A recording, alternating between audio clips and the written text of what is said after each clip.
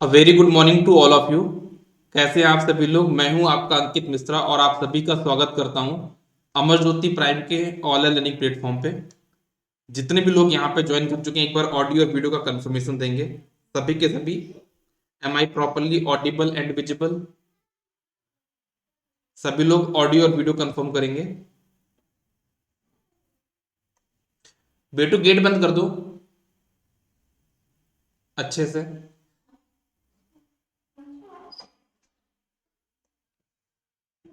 चलो, तो हम लोग क्लास को स्टार्ट करते हैं, ठीक है। तो हमारा जो टॉपिक है ना बहुत इंपॉर्टेंट टॉपिक है, बहुत ही ज्यादा क्वेश्चन इस पे बनते हैं, ठीक है। तो आप सभी लोग यहाँ पे एक हेडिंग पुट करिएगा और हेडिंग डालिएगा आप लोग यहाँ पे एस सी आर। अब बोलोगे सर ये एस सी आर वो वाला एस सी आर है क्या जो आप लोग पॉलिट्रॉन से पढ़ते थे। यहाँ पे हम एक हेडिंग पुट कर रहे हैं। क्या हेडिंग पुट कर रहे हैं? S C R. ये आपका वो एस सी आर नहीं है जो आप लोग पॉलिट्रॉन से पढ़ते थे। यहाँ पे हम लोग जो एस सी आर पढ़ने वाले हैं उसका फुल फॉर्म है शॉर्ट सर्किट रेशियो। इसका जो फुल फॉर्म है वो क्या है आपका? Short circuit ratio. इसका फुल फॉर्म यहाँ पे क्या है? शॉर्ट सर्किट रेशियो, ठीक है। ये होता क्या है? ये एक्चुअली में आपका फील्ड करंट का रेशियो होता है। कोई पूछे जो शॉर्ट सर्किट रेशियो होता है वो क्या होता है, तो क्या बोलोगे? It is the ratio of field current. क्या बोला मैंने? ये आपका रेशियो होता है फील्ड करंट का, ठीक है। क्या बोला मैंने यहाँ पे? S C R equals to, मतलब कि आपका जैसे मान लो अल्टरनेटर है, ठीक है। उसको अपन ने ओपन सर्किट कंडीशन में रखा।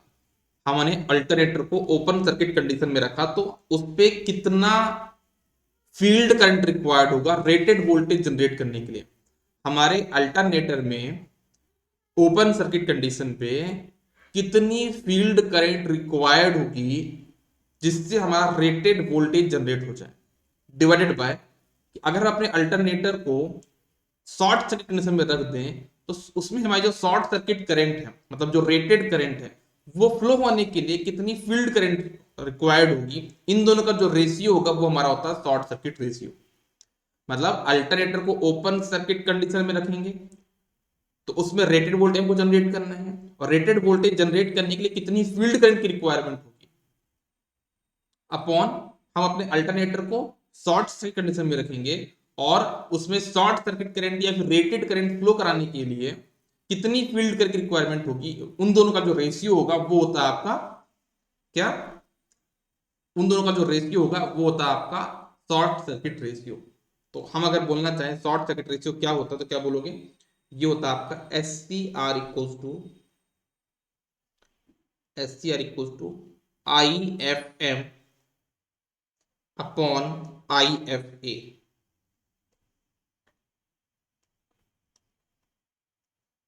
ठीक है। ये आपका शॉर्ट सर्किट रेशियो का फॉर्मूला हो गया। और यहाँ पे आई एफ एम और आई एफ ए क्या होता है मैंने बता दिया है आपको, यहाँ पे लिखा भी देता हूँ नीचे।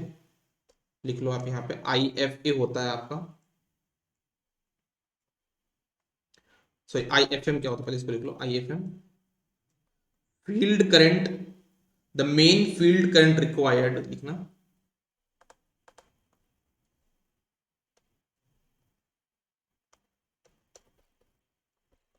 The main field current required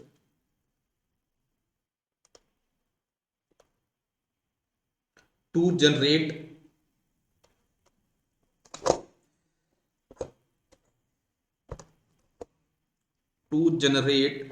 rated voltage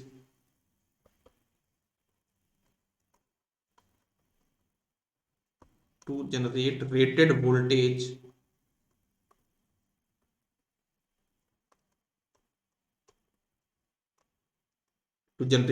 voltage under open circuit condition।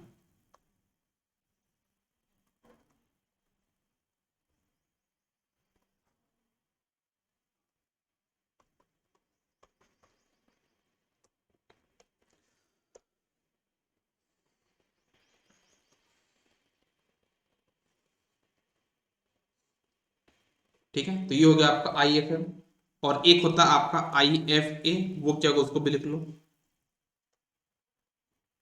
तो क्या होगा, मेन फील्ड करंट रिक्वायर्ड, लिखना आप लोग इसमें भी, the main field current required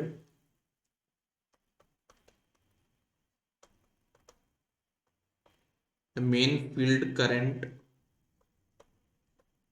required to generate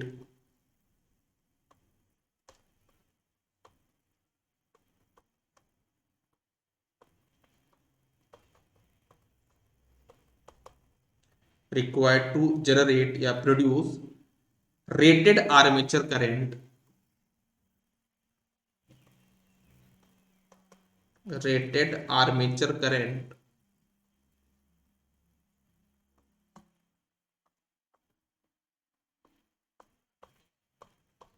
rated armature current under short circuit condition, under short circuit condition.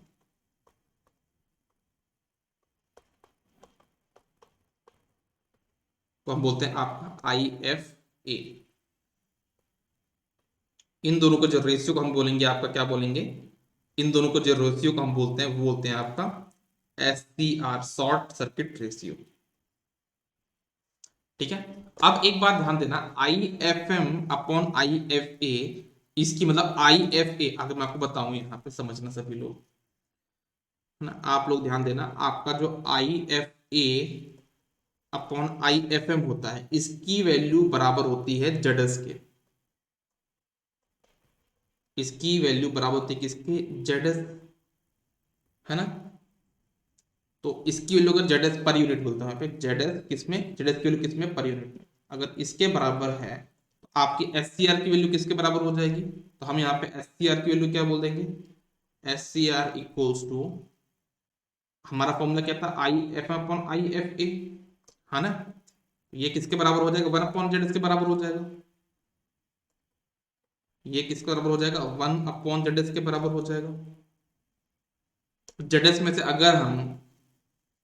अगर हम इसमें से आर ए, जेड एस की वैल्यू क्या होती है, R A plus J X S, तो अगर इसमें से आर ए को हम कांस्टेंट मान ले तो ये वैल्यू किसके बराबर हो सकती है, वन अपॉन एक्सेस के बराबर हो सकती है।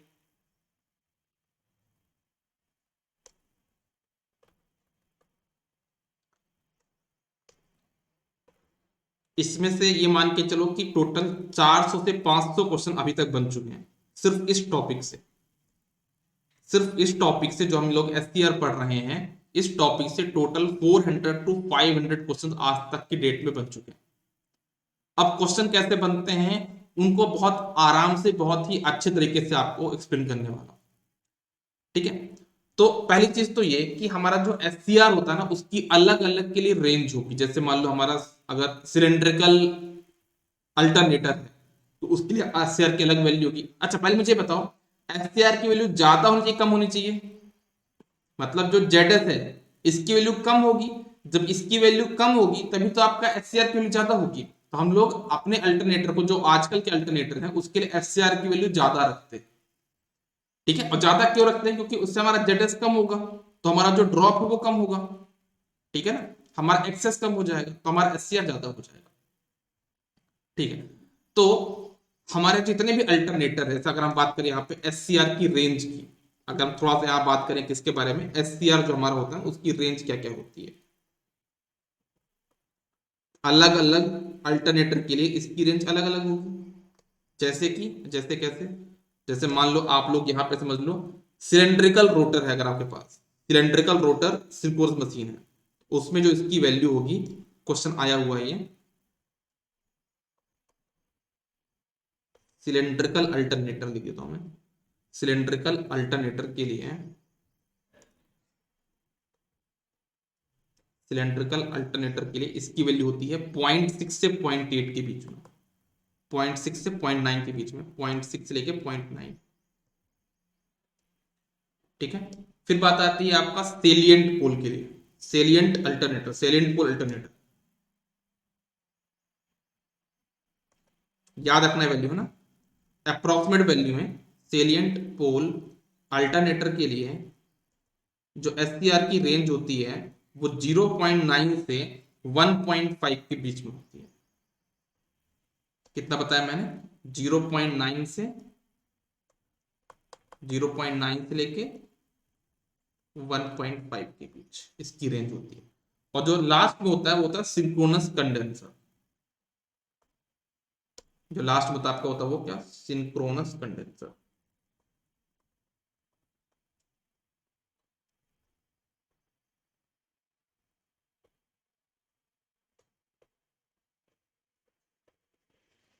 सिंक्रोनस कंडेंसर और इसकी जो वैल्यू होती है वो 0.4 होती है।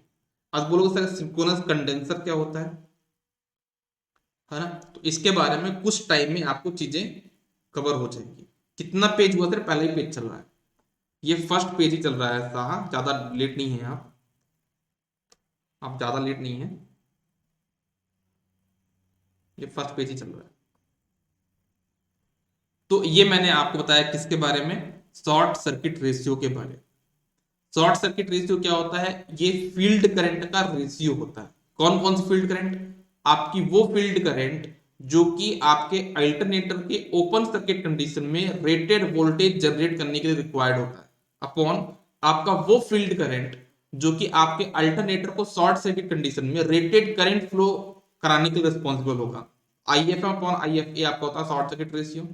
ठीक है, इसकी जो वैल्यू होती है I F A upon I F M की होती है जेडएस। तो इसकी वैल्यू हो जाएगी 1/ZS। अगर हम यहाँ से आर ए को कांस्टेंट मान लें, इग्नोर कर दें, तो 1/XS हो जाएगा। ठीक है, और एससीआर की वैल्यू इतनी इतनी अप्रोक्सीमेट होती है अलग अलग अल्टरनेटर के लिए। ठीक है ना? सिंक्रोनस कंडेंसर भी एक तरीके से आपका सिंक्रोनस मोटर माना जाएगा, लेकिन क्या हम बोलेंगे हम इसको? एक ऐसा चीज है जिसकी आपका पावर फैक्टर इंप्रूवमेंट में इसका यूज होता है ट्रांसमिशन लाइन में। ठीक है, ठीक है, तो ये हम बताएंगे क्या होता है ओवर एक्साइटेशन, लो एक्साइटेशन, है ना, फ्लोटिंग कंडीशन क्या होती है, वो सारी चीज डिस्कस करेंगे, तो आपको इसके बारे में पता चलेगा कि सिंक्रोनस कंडेंसर नाम की भी कोई एक चीज होती है। अभी तक आपको पता नहीं है क्योंकि अभी तक हमने इसके बारे में डिस्कस नहीं किया है। ठीक है, साइड प्लीज हो जाता हूं, मैं साइड में हो जाता हूं, एक मिनट रुकना। लो,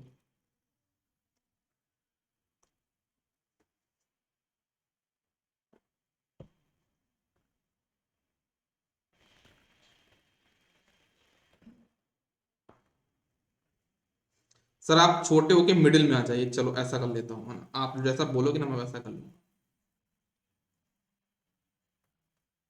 ठीक है मैम, इतना, अब इतना ठीक है? बताओ। ठीक है ना? दोनों तरफ का कर लूंगा, इधर भी इधर भी, ऐसा। चलो, ठीक है, बहुत अच्छी बात है, आगे बढ़ते हैं हम लोग अब। इसमें और कैसे क्वेश्चन बनने वाले हैं वो भी देख लेते हैं।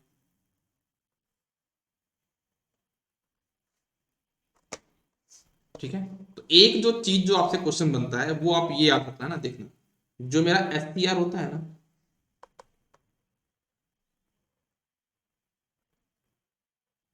वो आपका इन्वर्सली प्रोपोर्शनल होता है। S T R inversely proportional होता है किसके? 1/आर्मेचर रिएक्शन के।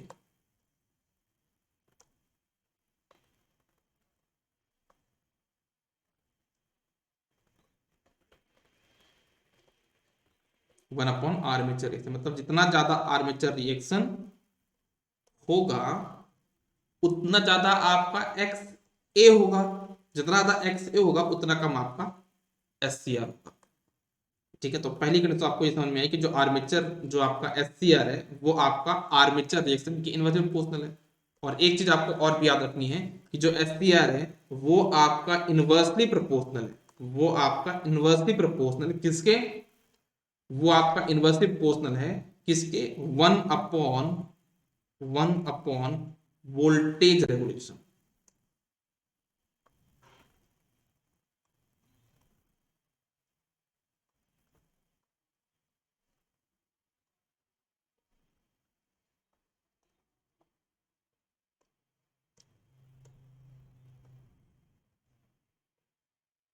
ठीक है,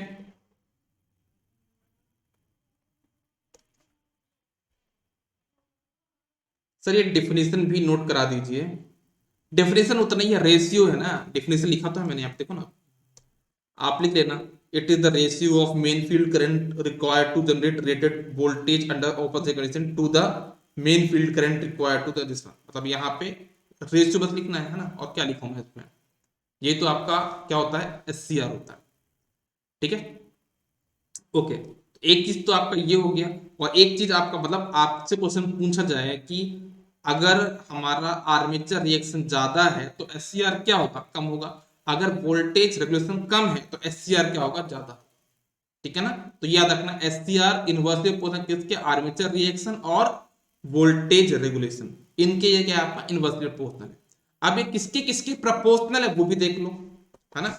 ये देखो आपने ये तो देख लिया किसके किसके इन्वर्सली प्रोपोर्शनल, सिर्फ दो के इन्वर्सली प्रोपोर्शनल है ना, किसके किसके प्रोपोर्शनल समझना, देखना सभी लोग, SCR इज प्रोपोर्शनल टू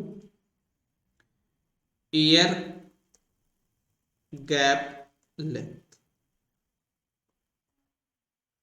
और किसके प्रोपोर्शनल है, ये आपके प्रोपोर्शनल है साइज के, जितना ज्यादा अल्टरनेटर का साइज होगा उतना ज्यादा आपका SCR ज्यादा होगा, जितना ज्यादा कॉस्ट होगा, मतलब जितना ज्यादा SCR होगा उतना ज्यादा अल्टरनेटर का कॉस्ट होगा, प्रोपोर्शनल है, जितना ज्यादा SCR होगा उतना ज्यादा आपका पी आउट आएगा, आउटपुट पावर आएगा, पी आउट,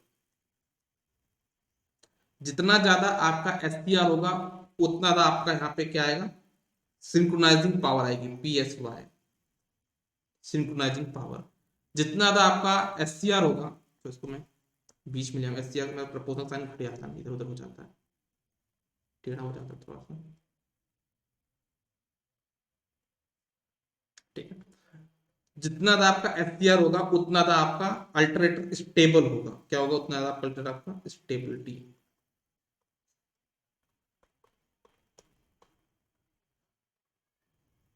ठीक है। और जितना ज्यादा आपका SCR होगा उतना ज्यादा आपका क्या होगा, एक्साइटेशन, मतलब जितना ज्यादा एक्साइटेशन उतना ज्यादा आपका SCR।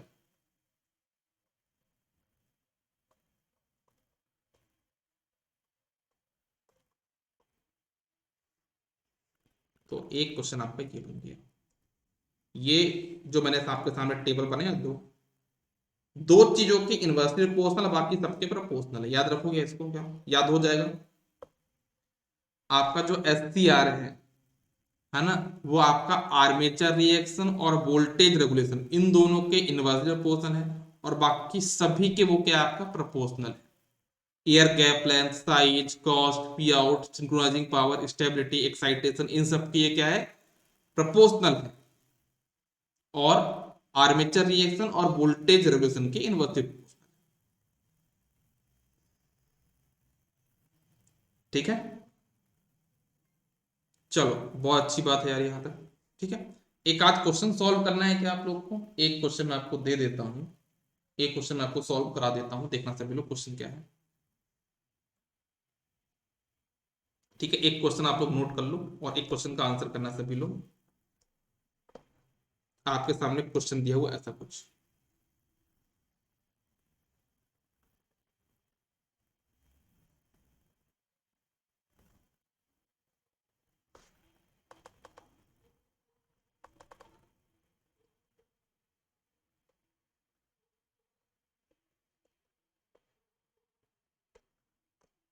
आपके सामने क्वेश्चन दिया है यहाँ पे, क्वेश्चन लिखिएगा सभी लोग, 100 kVA,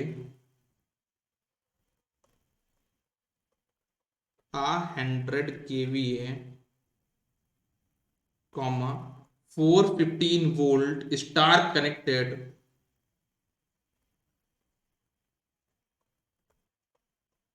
थोड़ा सा 15 वोल्ट, यहाँ पे लिखा भी क्वेश्चन में लाइन, हालांकि लाइन नहीं भी लिखता तो मैं समझदार हूँ इतना कि जो क्वेश्चन में वोल्टेज दिया वो लाइन वोल्टेज है, बट तब भी क्वेश्चन में लिखा, अच्छी बात है ये, अप्रिसिएट करते हैं उसने लाइन वोल्टेज लिख दिया यहाँ पे, star connected synchronous machine, star connected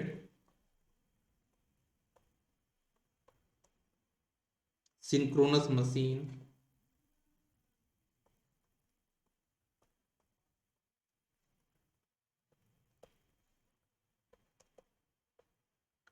star connected synchronous machine generate rated open circuit voltage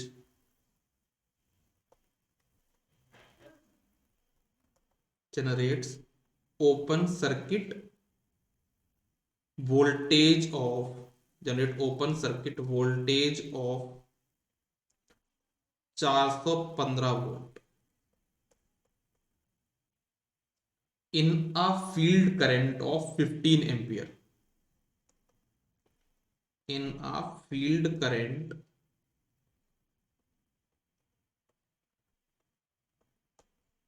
of 15 ampere.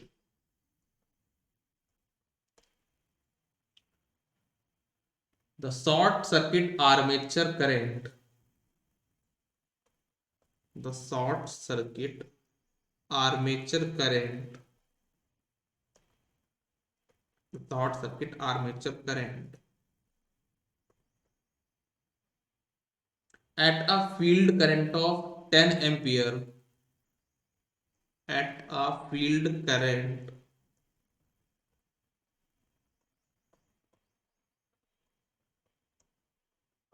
at a field current of 10 ampere is equal to the rated armature current is equal to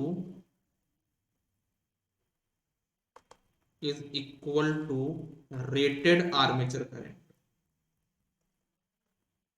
question language बहुत लंबा तगड़ा दिया हुआ है, question को देख लो. Is equal to rated armature current.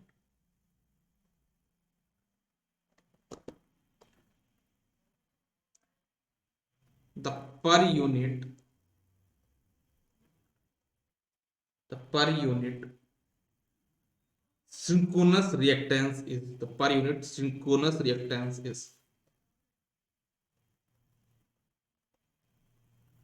the per unit synchronous reactance is reactance and SCR is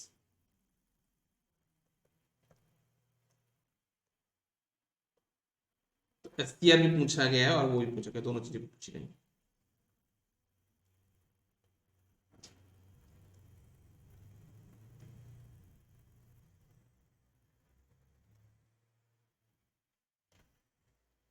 तो बहुत ही सिंपल क्वेश्चन है. कैसे सॉल्व करना है आपको, यहाँ पे SCR का फॉर्मूला पता था ना क्या होता है आपका. यहाँ पे SCR का फॉर्मूला सभी को पता था ना. क्या होता है SCR का formula? SCR equals to IF upon IA. तो आपका IFM कितना 15 और कितना 10, मतलब कि 15 पे कौन सी करंट है? It is the field current to generate 415 rated voltage. तो ये आपका IFM 15 हो जाएगा और ये कितना हो जाएगा आपके पास 10. तो SCR की वैल्यू आ जाएगी कितनी 1.5. तो आपका एक्सेस की वैल्यू कितनी आ जाएगी 1 अपॉन 1.5. 1 अपॉन 1.5 ये आपकी एक्सेस की वैल्यू आ जाएगी. कितना आ जाएगा 0.666.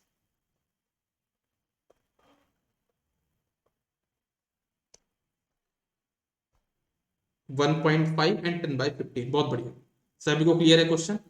तो जितना मैंने अभी आपको SCR का बारे में बताया है ना, ये जो प्रॉपर्टी लिखी है, ये डेफिनेशन और ये क्वेश्चन है, इन तीनों चीजों को मिला के आपकी प्रीवियस क्वेश्चन में अगर हम सारे एग्जाम क्वेश्चन देखें तो 500 से 600 क्वेश्चन आपके सिर्फ SCR के इतने पार्ट से आ जाएंगे, जितना कि मैंने अभी आपको 25 मिनट में कराया. जितना भी मैंने आपको 25 मिनट्स में कराया है, इतने में से आपके 500 से 600 क्वेश्चन सॉल्व हो जाएंगे. ठीक है, अब हम लोग आगे बढ़ते हैं, अपनी कहानी को और आगे बढ़ाते हैं. हमारे पास क्या होता है, जैसे मैं अगर आपसे पूछूं कि हमारा जो अल्टरनेटर था, कितने टाइप के अल्टरनेटर हैं? इतना लॉन्ग क्वेश्चन क्यों था? क्योंकि लोग क्वेश्चन छोड़ के आगे बढ़ते हैं, है ना. मशीन की और पावर इलेक्ट्रॉनिक्स की सबसे बड़ी दिक्कत यही है कि इनके क्वेश्चन बहुत बड़े होते हैं, आंसर बहुत छोटे होते हैं, है ना. तो आपको machine, power system, power electronics में, है ना, कभी भी क्वेश्चन की लेंथ देख के ये मत जज करना कि इसका आंसर बहुत लंबा होगा, है ना. इनके जितने लंबे क्वेश्चन होते हैं उनका आंसर उतना ही छोटा होता है. ठीक है ना, क्लियर है. तो ये अच्छी बात है. अगर आपको मशीन में, पावर सिस्टम में, AE और JEE के एग्जाम में कहीं क्वेश्चन बहुत लेंथी दिखता है दैट मीन्स उसमें से हमको बहुत सारा डेटा दिया हुआ है, बस हमको उन डेटा को पहचाना जो इस क्वेश्चन में काम आएगा बस। ठीक है, वो जब मैं क्वेश्चन की प्रैक्टिस कराऊंगा तो आपको और अच्छे से सिखा दूंगा। ठीक है, चलो आ जाओ फिर। अब मैं आपको बता रहा था कि हमारे अल्टरनेटर दो टाइप के होते हैं, एक होता है सेलिएंट पोल, एक होता है सिलेंड्रिकल। आप में से अगर मैं पूछना चाहूं कि ऐसा कौन सा हमारा अल्टरनेटर था जहां पे एयर गैप यूनिफॉर्म था, बताओ। हमारा ऐसा कौन सा अल्टरनेटर था, सेलिएंट पोल ऐसा था या हमारा सिलेंड्रिकल ऐसा था जिसमें हमारा एयर गैप यूनिफॉर्म था। हमारा जो सेलिएंट पोल था उसमें एयर गैप यूनिफॉर्म था क्या? हमारे पास वहां पे एयर गैप यूनिफॉर्म नहीं था, लेकिन हमारे पास जो सिलेंड्रिकल था उसमें एयर गैप तो यूनिफॉर्म था। सिलेंड्रिकल वाले में हमारे पास जो एयर गैप था वो यूनिफॉर्म था। बिल्कुल। तो मैं ये पूछना चाह रहा हूं कि जैसे सिलेंड्रिकल वाले में जो हमारा आर्मेचर रिएक्शन होगा वो तो हमने देख लिया, क्योंकि वहां पे हर जगह लीनियर, हर जगह एयर गैप बराबर है। तो हमने सिलेंड्रिकल केस में आर्मेचर रिएक्शन जो हमको डिफाइन करना था उसको हमने एक्स ए से डिफाइन कर लिया। हमारा जो एक्स ए है वो आर्मेचर रिएक्टेंस है, जो कि सर चैम्पर्ड में भी तो यूनिफॉर्म था ना? नहीं था, नहीं था ना भाई, चैम्पर्ड में नहीं था। देखो मैं बताता हूं, हमने उसको शेप दिया था, हमने उसको शेप दिया था कि हमको क्या यूनिफॉर्म मिले, flux distribution. Air gap uniform नहीं था, एयर गैप यूनिफॉर्म नहीं था, आप ये समझना। मैं बना के दिखा देता हूं आपको, देखना, जस्ट अ सेकेंड।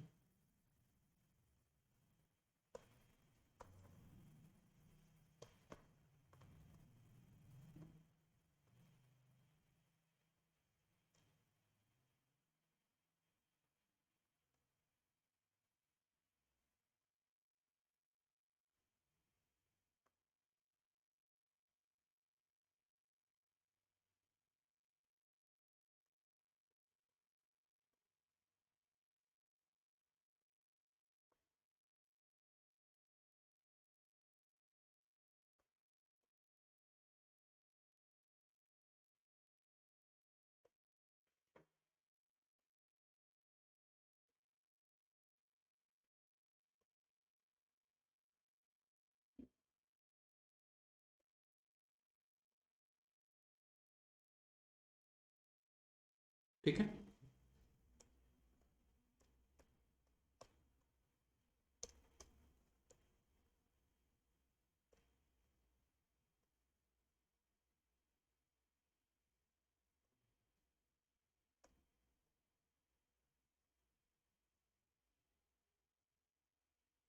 ठीक है, मैं यहाँ पे दोनों अल्टरनेटर आपके सामने बना के दिखा रहा हूँ।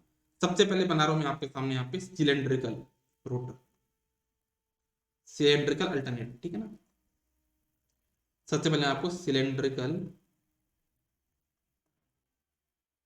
अल्टरनेटर बना के दिखा रहा हूँ, सिलेंड्रिकल अल्टरनेटर।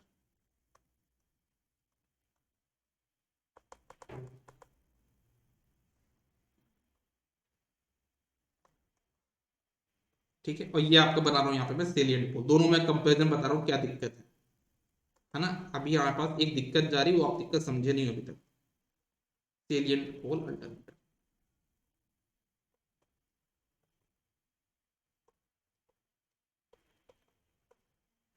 ठीक है, देखना। जैसे अगर मैं यहाँ पे आपको बना के दिखाता हूँ सिलेंड्रिकल वाला, कैसा बनेगा सबको ध्यान से समझना। सिलेंड्रिकल वाले में जो बाहर वाला एरिया मान लेता हूँ वो स्टेटर है, मैं मान लेता हूँ ये आपका स्टेटर है, जो ब्लू कलर से बना वो आपका स्टेटर है। ठीक है, और ये आपका यहाँ पे रोटर है, इसमें हमारे पास होते हैं स्लॉट कट। इसमें हमारे पास क्या होते हैं? स्लॉट कट होते हैं, है ना। मैं एक बार छोटे छोटे स्लॉट इसमें कट करके आपको दिखा देता हूँ, शायद से कोई अच्छा फील आए। हालांकि ज़्यादा सेफ रहता नहीं स्लॉट का, बट तब भी मैं बना देता हूँ, जल्दी बन जा रहा है इसलिए।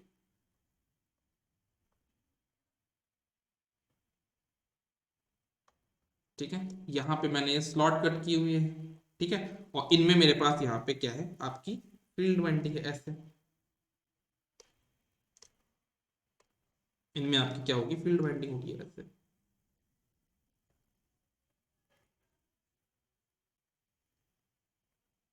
इनमें आपके पास क्या होगी, मस्त फील्ड वाइंडिंग होगी ऐसी,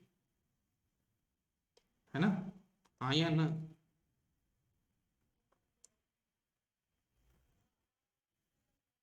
ये आपके पास यहाँ पे ऐसी फील्ड वाइंडिंग बाउंड होगी मस्त।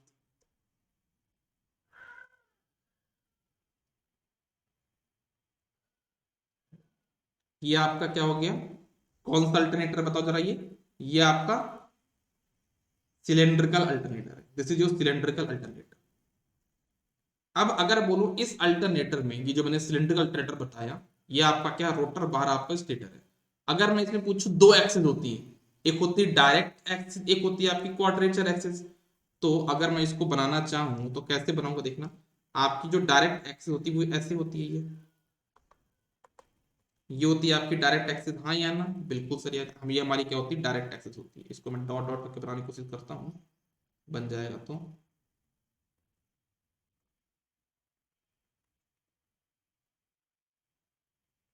ठीक है, तो ये होती है मेरी कौन सी axis, this is my D axis, direct axis. ठीक है, और ये वाली जो एक्सिस होती है, ये वाली कौन सी वाली एक्सिस, ये वाली, this is my quadrature axis, हाँ या ना। सबको पता है कि नहीं पता ये चीज, तो सबको पता है ये चीज।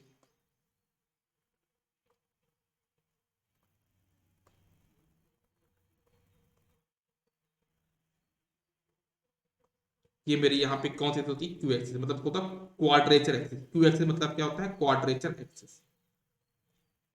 ये मेरी डी एक्सिस थी, ये मेरी क्वाड्रेचर एक्सिस थी।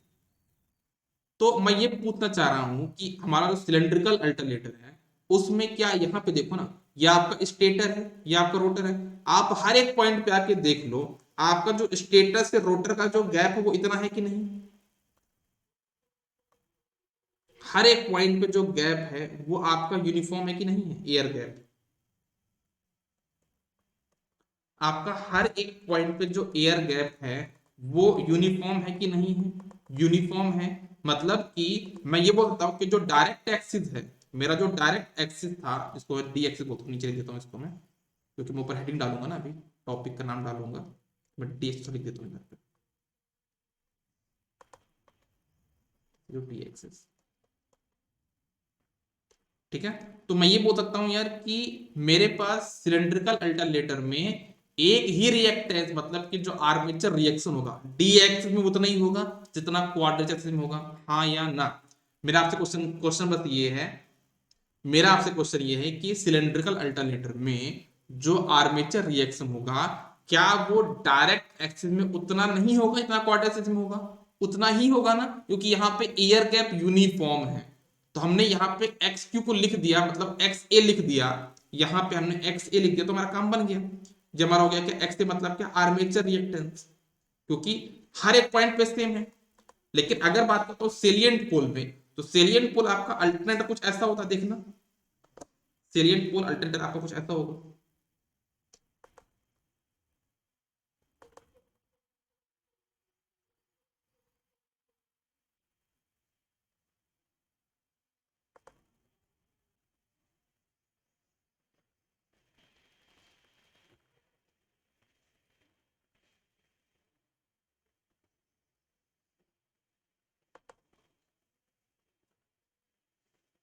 कैसा होगा देखना,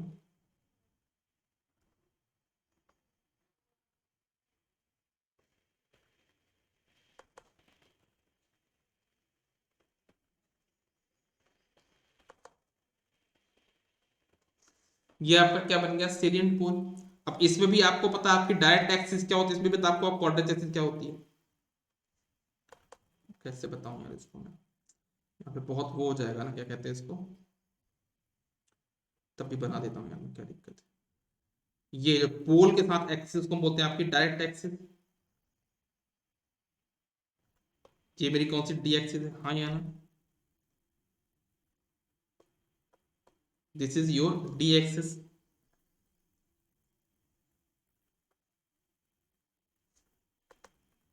this is my D axis. और जो ये वाली एक्सिस होगी ये, this is my quadrature axis. Salient pole के लिए ये वाली जो एक्सिस होगी, जो कि अपनी नॉन पोलर एक्सिस है, इसको हम बोलते हैं आपका क्या, क्वाड्रेचर एक्सिस, क्यू एक्सिस। तो अब यहां से मैं देख के बता सकता हूं ना कि भाई यहाँ पे जो आर्मेचर रिएक्शन होगा वो क्या दोनों में सेम होगा, नहीं होगा सेम यार, हाँ या ना, है ना। इसमें जो आर्मेचर रिएक्शन होगा क्वाड्रेचर एक्सिस में, क्या वो जितना क्यू एक्सिस में हो रहा है क्या उतना ही होगा, नहीं होगा। उसके पीछे का रीजन क्या है, रीजन ये है कि हमारे सेलिएंट पोल में जो एयर गैप है वो यूनिफॉर्म नहीं है, और जब एयर गैप यूनिफॉर्म नहीं है, बराबर नहीं है हर एक पॉइंट पे, मतलब कि डी एक्सिस में तो एयर गैप मिनिमम है, डी एक्सिस में तो एयर गैप मिनिमम है, लेकिन क्वाड्रेचर एक्सिस में हमारा एयर गैप क्या है, मैक्सिमम है। तो हम ये नहीं बोल सकते कि क्यू एक्सिस में जो आर्मेचर रिएक्शन होगा वही आपका डी एक्सिस में होगा, ये बोलना तो गलत हो जाएगा ना। तो हमको क्या बोलना पड़ेगा कि यहाँ पे हमारा आर्मेचर रिएक्शन भी नॉन यूनिफॉर्म होगा, बराबर यूनिफॉर्म आर्मेचर रिएक्शन नहीं होगा, मतलब डी एक्सिस पे अलग आर्मेचर रिएक्शन होगा और क्यू एक्सिस पे अलग अलग आर्मेचर रिएक्शन होगा, दोनों का इफेक्ट अलग अलग होगा आर्मेचर रिएक्शन का। तो भाई इस केस में अगर हम बोल दें कि हमारा अल्टरनेटर है सेलिएंट को अल्टरनेटर, उसका जो आर्मेचर रिएक्शन वो एक्स ए है, ये तो गलत हो जाएगा ना। क्यों, क्योंकि एक्स ए कब होता, जब यूनिफॉर्म होता, एक आर्मेचर रिएक्शन से हम काम बना लेते हैं, लेकिन यहाँ पे जो आर्मेचर रिएक्शन हो दो अलग अलग वैल्यू के हो रहे हैं, तो यहाँ पे हमको दो आर्मेचर रिएक्टेंस बताने पड़ेंगे। सिलिएंट पोल के लिए हमको जो आर्मेचर रिएक्टेंस की वैल्यू है वो दो होगी, जिसको बोलते हैं direct axis and Q axis armature reactance. अभी तक हमने जो भी आपका पढ़ा है वो सिलेंड्रिकल एक्टेटर के लिए पढ़ा था। हमने क्या पढ़ा था, ई इक्वल्स ने पढ़ा था ना, I A sorry, E equals to V plus I A R A plus J I A X A plus J I A X L. बताया था कि नहीं बताया था मैंने, ये आपका लोड का वोल्टेज हो गया, नो लोड वोल्टेज हो गया, आर्मेचर रेजिस्टेंस हो गया, ये आपका आर्मेचर रिएक्टेंस था, आर्मेचर रिएक्टेंस, ये आपका लीकेज रिएक्टेंस। तो अभी मैं क्या बोलता हूं कि ये इक्वेशन अब गलत हो गई, ये इक्वेशन सिर्फ सिलेंड्रिकल के लिए थी क्योंकि यहां पे सिर्फ एक एक्स ए है, क्योंकि ये यूनिफॉर्म था, लेकिन सिलिंड के लिए ये इक्वेशन हमारी गलत हो चुकी है, क्योंकि यहां पे एक्स ए नहीं होगा, यहां पे पास दो रिएक्टेंस आएंगे, x D and x Q. समझ में आई बात। चलो, इस टॉपिक को बोलते हैं क्या, टू रिएक्शन थ्योरी। इस टॉपिक जो हम लोग डिस्कस करने वाले हैं उसका हेडिंग पुट कर लीजिए आप लोग, टू रिएक्शन थ्योरी। हम लोग क्या देखने वाले हैं, टू रिएक्शन थ्योरी।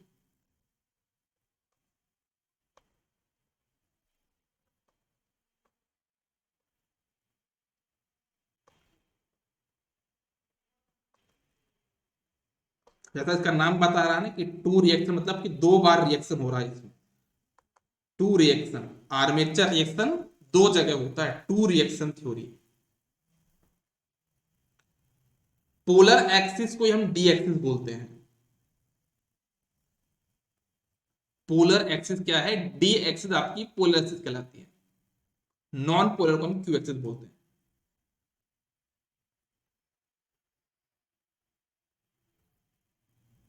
ठीक है, चलो अब कुछ चीजें मैं आपके सामने यहाँ पे नोट कराऊंगा, आप उसको नोट करते जाइएगा। इन आ सिलेंड्रिकल रोटर लिखिएगा, in a cylindrical rotor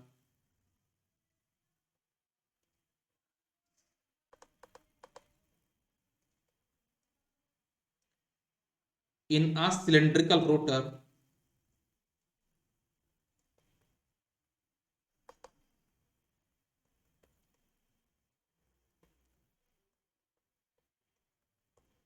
in a cylindrical rotor, synchronous machine in a cylindrical rotor,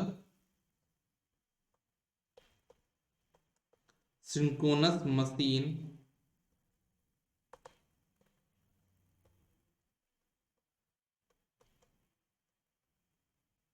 air gap is uniform,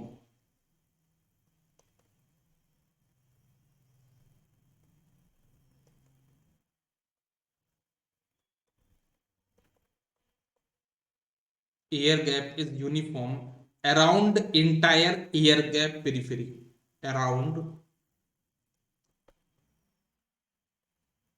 around entire air gap, around entire air gap periphery.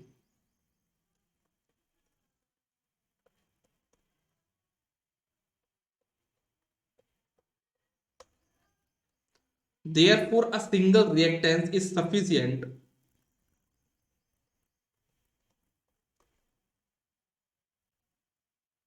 Therefore,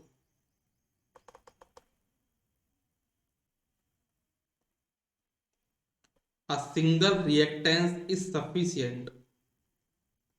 Therefore, a single reactance is sufficient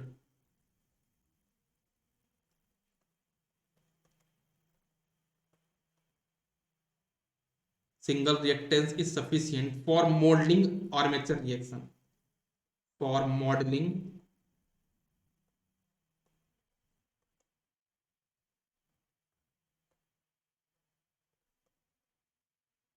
armature reaction.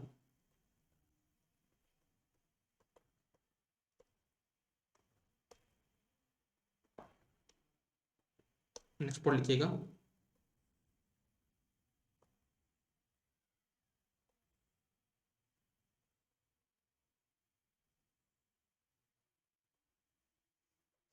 But in salient pole, लिखिएगा next point. But in salient pole alternator, but in salient pole alternator, but in salient pole alternator, but in salient pole alternator, air gap is minimum along d axis. Air gap is minimum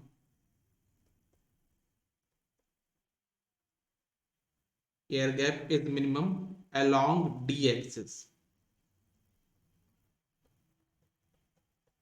and maximum along q axis and maximum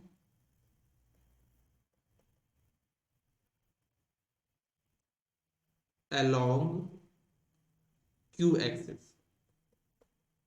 Hence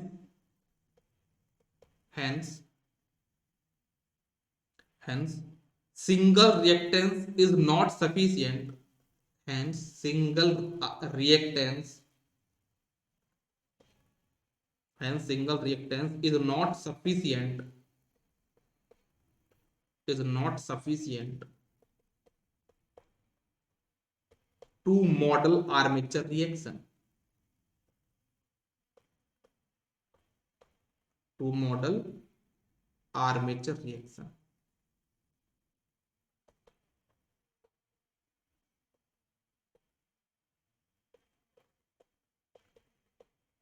ये हमारा होता है two reaction theory.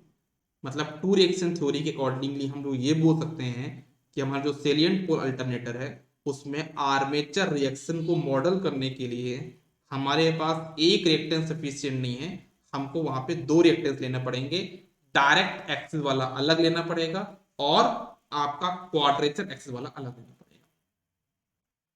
ठीक है. तो हम लोग देते हैं यहाँ पे क्या आपका इतना पहले नोट कर लो. सर सिलेंड्रिकल में Q and D axis polar होंगे. नहीं यार देखो आपका जो मैंने यहाँ पे बनाया ये आपका क्या है मान लो पोलर एक्सिस है. देखा ऐसा पोल आपका यहाँ पे क्रिएट हुई है. यहाँ पे पोल है यहाँ पे पोल है. तो ये आपका क्या हो जाएगा क्वाड्रेचर एक्सिस जहां पोल नहीं है ना. यहाँ पे पोल है यहाँ पे पोल है. तो ये आपके पोलर एक्सिस हो गए. तो ये आपका क्या होगा नॉन पोलर एक्सिस. और इसमें देख लो एक मिनट. हाँ इसमें देख लो तो ये आपका क्या है पोलर एक्सिस. ये आपका पोलर एक्सिस. ये है पोलर एक्सिस. ये है पोलर एक्सिस. तो ये आपका क्या नॉन पोलर. ये हो जाएगा नॉन पोलर. ठीक है. चलो क्लियर हुआ. इतना नोट कर लो फिर मैं नेक्स्ट पेज में पहुंचू. टू रिएक्शन थ्योरी आर्मेट जो आपका सेलिएंट पोल अल्टरनेटर था जो अन्याय हो रहा था सेलिएंट पोल अल्टरनेटर के साथ एक अन्याय हो रहा था कि उसमें मान लिया था हमने कि आर्मेचर इस तरह बराबर बराबर होगा, तो वो उस अन्याय का यहाँ पे क्या हुआ है, क्या बोलेंगे, क्या होता है इसको, क्या बोलते हैं, अन्याय होते था, जो अन्याय होता था न्याय हुआ है, उसको डी एक्सिस के लिए अलग मिल रहा है, क्यू एक्सिस के लिए अलग मिल रहा है। मतलब हम लोग सेलिएंट पोल में दो तरह के आर्मेचर रिएक्टेंस पढ़ेंगे। हाँ, जो विद्रोह पता नहीं क्या बोलते हैं, आप इसको हिंदी में समझते रहना। इतना नोट कर लिया आप लोगों ने ना। चलो आगे बढ़ते हैं।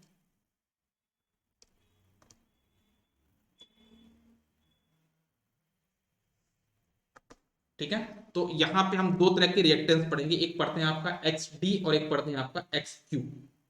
एक्स डी आपका क्या हो जाएगा, एक्स डी आपका हो जाएगा डायरेक्ट एक्सिस सिंक्रोनस रिएक्टेंस।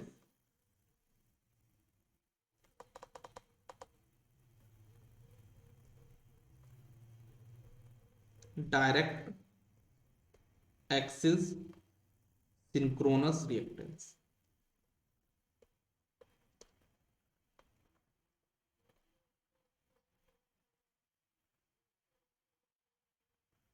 ठीक है, और एक होता है आपका एक्स क्यू, जिसको हम बोलते हैं आपका क्वाड्रेचर एक्सिस सिंक्रोनस रिएक्टेंस।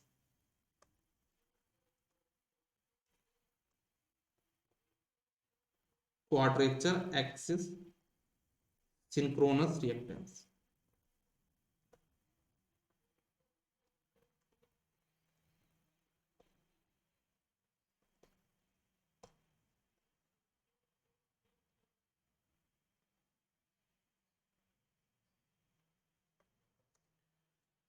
ठीक है, अब मेरा आपसे क्वेश्चन है,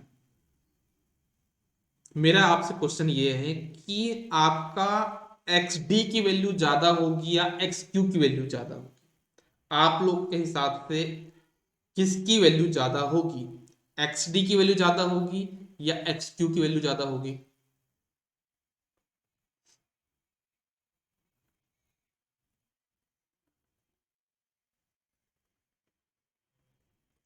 एक्स डी की वैल्यू ज्यादा होगी या एक्स क्यू की वैल्यू ज्यादा होगी। रिएक्टेंस है, किसके रिएक्टेंस की वैल्यू ज्यादा होगी, किसके रिएक्टेंस की वैल्यू ज्यादा होगी, एक्स डी या एक्स क्यू। सभी लोग बताएंगे एक्स डी की वैल्यू ज्यादा होगी या एक्स क्यू की। अच्छा मुझे ये बताओ, है ना, आप इसको ऐसे समझो, आप इसको ऐसे समझो कि जैसे, है ना, आप यहां पे हो, ठीक है, ठीक है, और यहां पे आपके पास पिताजी है, ये आप हैं, ठीक है, और यहां पे आपके पास फादर है।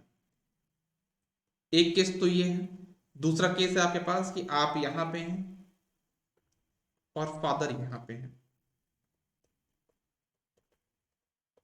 आपका एक अलग आपका फील्ड रहता है ना, आपका जो फील्ड है ना, आपका जो ऑरा है वो अलग है, पिता का ऑरा अलग है।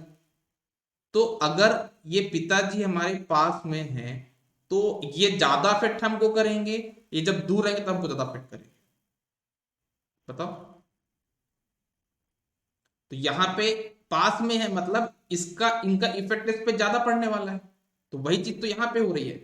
अगर ये एक्स डी एक्स है, यहाँ पे ये है, तो इसका जो आर्मेचर रिएक्शन होगा ये वाले केस में, हम पढ़ क्या रहे हैं, आर्मेचर रिएक्शन के लिए पढ़ रहे हैं, तो यहाँ पे जो डायरेक्ट एक्सिस है, यहाँ पे दोनों पास में है, एयर गैप कम है, तो एयर गैप कम होगा, यहाँ पे आर्मेचर रिएक्शन क्या होगा, ज्यादा होगा। तो जब आर्मेचर रिएक्शन ज्यादा होगा तो इसके अक्रॉस जो रिएक्टेंस होगा वो भी तो ज्यादा होगा। यहाँ पे जो आर्मेचर रिएक्शन होगा वो कम होगा, जब आर्मेचर रिएक्शन कम होगा तो उसका रिएक्टेंस भी कम होगा, तो X D will be more as compare to X. ठीक है, समझ में आई बात, हमारा एक्स डी की वैल्यू एक्स क्यू से ज्यादा होगी। सर क्वाड्रेचर एक्सिस क्या है, एक ही क्वेश्चन 10 बार पूछते हो आप लोग। पोल के पास जो एक्सिस है उसको हम डायरेक्ट क्या बोलते हैं, डी एक्सिस, और जो पोल के 9, जो जहां पोल एक्सिस है उसको हम बोलेंगे आपका क्वाड्रेचर एक्सिस। अगर देखो, समझना, ये मान लो मेरे पास पोल्स हैं, यहाँ पे मेरे पास पोल बन रहा है, यहाँ पे एक पोल फ्रेम हो गया, यहाँ पे एक पोल फ्रेम हो गया, यहाँ पे एक पोल फ्रेम हो गया। तो ये जो एक्सिस है ना, ये आपकी क्या कहलाएगी, क्वाड्रेचर एक्सिस। ये आपकी Q axis, Q axis, Q axis, Q axis, और ये आप कहलाएगी D axis, D axis, D axis, D axis. अगर मान लो और चेंज कर दिया मैंने, देखना, मान लो मैंने बना दिया ऐसा कुछ, मैंने और पोल बढ़ा दिए, लो ये पोल और बढ़ गई, ये देखो, ये सब पोल है, ये सब क्या है आपके पोल, यहाँ पे पोल है, ये पोल है, एक मिनट, ये आपके पास पोल है, ये सब क्या है, पोल है ना, ये आपके पोलर एक्सिस है, मतलब आपका क्या हो गया, क्यू एक्सिस हो गया, मतलब डी एक्सिस हो गया। ठीक है, तो इनके बीच में तो बन रहा है ना, ये आपका क्यू एक्सिस कहला जाएगा, ये आपका क्यू एक्सिस कहला जाएगा, ये आपका क्यू एक्सिस कहला जाएगा, ये क्यू। समझ में आई बात कि नहीं आई बात, समझ में यार? तो आप इतना जा क्यों रहे हैं, यहाँ वहां क्यों भटक रहे हैं? आप तो बस इतना क्वेश्चन समझिए, इतना मैंने बताया आपको। ठीक है, तो एक्स डी की जो वैल्यू होती है वो ज्यादा होती है किससे, एक्स क्यू से, ये तो अभी मैंने आपको बताया। अगर कोई पूछे एक रेंज बताओ सर कितना ज्यादा कितना कम होता है, तो एक अप्रोक्सीमेट रेंज है कि जो एक्स डी की वैल्यू होगी, है ना, एक्स डी की वैल्यू होगी, दैट इज अप्रोक्सीमेट 1.5 से लेके 2 टाइम्स ऑफ एक्स क्यू होती है।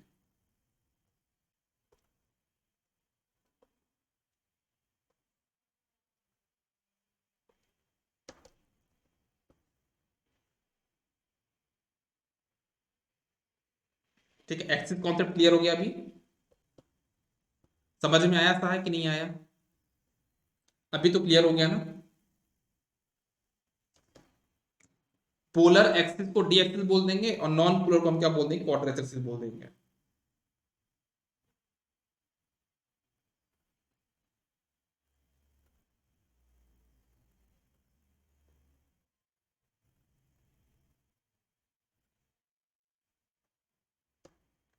चलो, मुझे तो आप लोग को वेक्टर डायग्राम भी पढ़ाना था, बट आज नहीं, कल करते हैं वेक्टर डायग्राम। ठीक है, अभी देखो मैंने आज की क्लास में क्या क्या बता दिया आपको, मैंने आपको आज की क्लास में बता दिया एससीआर की वैल्यू क्या होती है, एससीआर क्या होता है, कैसे कैसे क्वेश्चन बनते हैं वो बता दिया। फिर उसके बाद मैंने आपको जो बताया वो बताया टू रिएक्शन थ्योरी, मतलब मैंने आज एक यहाँ पे एक क्वेश्चन क्रिएट कर दिया। क्वेश्चन कैसे क्रिएट कर दिया कि भाई हमने जो भी पढ़ा वो सिर्फ सिलेंड्रिकल के लिए पढ़ा, सेलियंट तो तुमने पढ़ा ही नहीं, क्योंकि सेलियंट में तो दो रिएक्टेंस होंगे। तो अभी तक हमने जो फेजर पढ़ा था, अगर आपको याद होगा फेजर डायग्राम, वो फेजर भी अलग बनेगा हमारे लिए, क्योंकि यहाँ पे एक्स डी और एक्स क्यू आ गए हैं, तो हमको फेजर अलग पढ़ना पड़ेगा। हमको इनका क्या बोलेंगे, जैसे मैंने एक्स डी और एक्स क्यू बताए हैं कि अलग अलग होते हैं, है ना, तो अब इनकी वैल्यू भी निकालनी पड़ेगी, तो उसके लिए हमको पढ़ना पड़ेगा स्लिप टेस्ट, है ना। तो कल की क्लास में हम लोग क्या डिस्कस करेंगे, सबसे पहले फेजर डिस्कस करेंगे। फेजर डिस्कस करने के बाद हम लोग एक आध आर्मेचर रिएक्शन के क्वेश्चन सॉल्व कर लेंगे, या वोल्टेज जरूरत से क्वेश्चन सॉल्व कर लेंगे। उसके बाद हम लोग पढ़ेंगे स्लिप टेस्ट। स्लिप टेस्ट क्या होता है कि आपका एक्स डी और एक्स क्यू, एक्स डी और एक्स क्यू क्या होते हैं उसके बारे में डिस्कस करेंगे। करवा दूंगा सर, सिंक्रोनस मशीन पढ़ाने के बाद सिंक्रोनस मशीन में क्वेश्चन सॉल्व करवाओगे, करवा दूंगा। क्या करेंगे हम लोग कि जैसे अभी आपका सिंक्रोनस चल रहा हो, पावर सिस्टम चल रहा है, ठीक है ना, तो हम लोग क्या करेंगे, जैसे ही मेरा सिंक्रोनस खत्म होगा, है ना, तो मैं क्या करूंगा, मैं क्या करूंगा, आपका जो सिंक्रोनस है ना, उसको मैं कर दूंगा क्वेश्चन प्रैक्टिस सेशन में ले आऊंगा, और यहाँ पे मशीन का दूसरा पार्ट लेके आ जाऊंगा। कितना हुआ, कितना होने वाला है, अगर मैं सच बताऊं तो आपके एई और जेई एग्जाम के लिए ऑलमोस्ट 95% सिलेबस हो चुका है। ठीक है, अगर आप एई और जेई एग्जाम की बात करें तो आप सिंक्रोनस मशीन का 95% सिलेबस हो चुका है। लेकिन अगर आपको पूरा पढ़ना है, पूरा पढ़ना है, थोड़ा चीजें बची हुई, मान लो आप ये मान के चलो कि 20 से 25% चीजें भी आपको और कवर करना है, अगर पूरा पढ़ना है तो। लेकिन मजा तभी आता है जब पूरा पढ़ लो तब, है ना, मजा तभी आता है जब आपको पूरा पढ़ा हो, पूरा बनता हो तभी, है ना। अदरवाइज आपके मन में एक डर रहता है, अदरवाइज आपके मन में एक डर रहता है कि कहीं हमने जो टॉपिक छोड़ा है उसी टॉपिक का क्वेश्चन तो नहीं है। देखो मैं आपको एग्जांपल से बताता हूँ, आप बहुत अच्छे समझोगे एग्जांपल से। जैसे मान लो आप सभी लोग, ये एक मेरे पास थैला है, ये मेरे पास एक यहाँ पे थैला है, ठीक है, ये थैला है, और इसमें मैंने आपके पास कुछ मिर्च रखी है। मिर्च समझते हो आप लोग क्या होता है? चिली। इसमें मैंने आपके सामने कुछ मिर्च रखी है,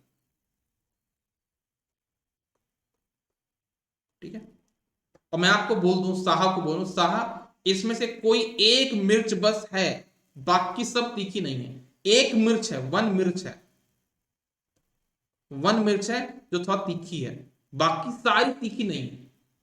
मतलब आपसे पूरा एक कोई सब्जेक्ट है, आपको कोई सब्जेक्ट है, उसमें से सारे कॉन्सेप्ट आपसे बनते हैं, बस एक कॉन्सेप्ट नहीं बनता।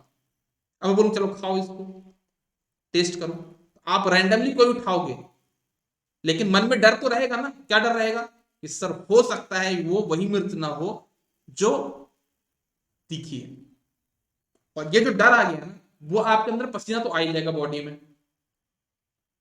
आपके शरीर से पसीना आ जाए, भले मिर्च तीखी रहे या ना रहे, और हो सकता है उस पसीने की वजह से, उस स्ट्रेस की वजह से ये मिर्च आप खाने से मना कर दो।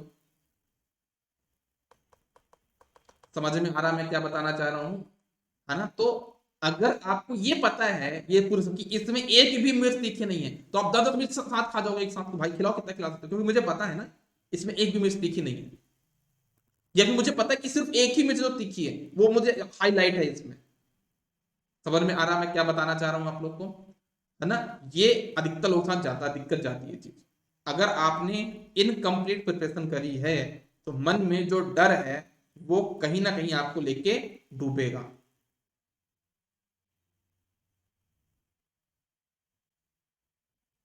ठीक है, मैं करा दूंगा, देख लूंगा आपने जो भेजा है। ठीक है, ठीक है।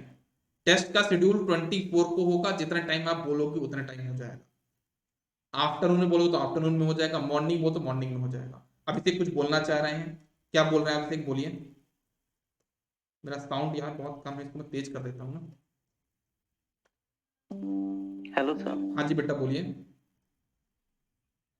सर वो नेटवर्क का स्लाइड नंबर 168 से कुछ क्वेश्चन था।